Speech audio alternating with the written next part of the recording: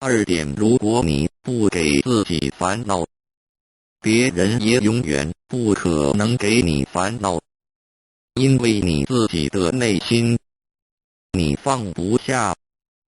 3点，你永远要感谢给你逆境的众生。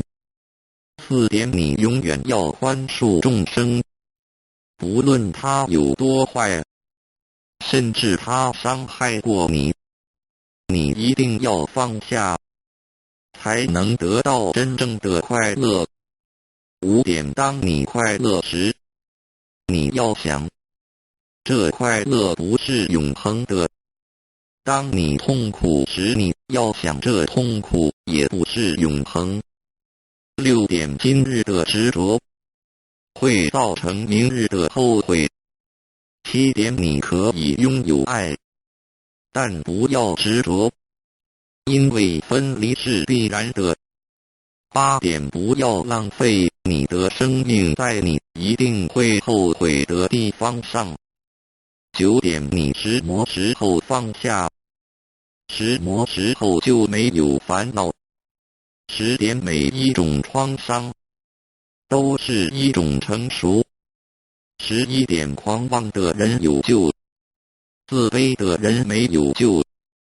认识自己，降服自己，改变自己，才能改变别人。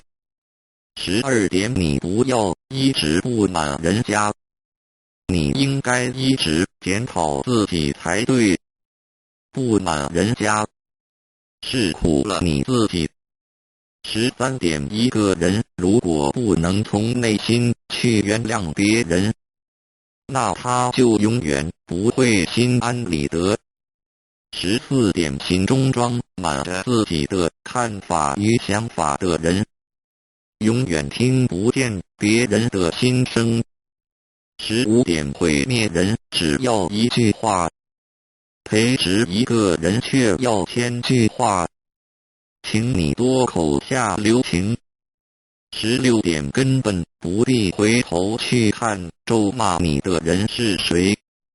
如果有一条疯狗咬你一口，难道你也要趴下去反咬它一口吗？17点，永远不要浪费你的1分1秒去想任何你不喜欢的人。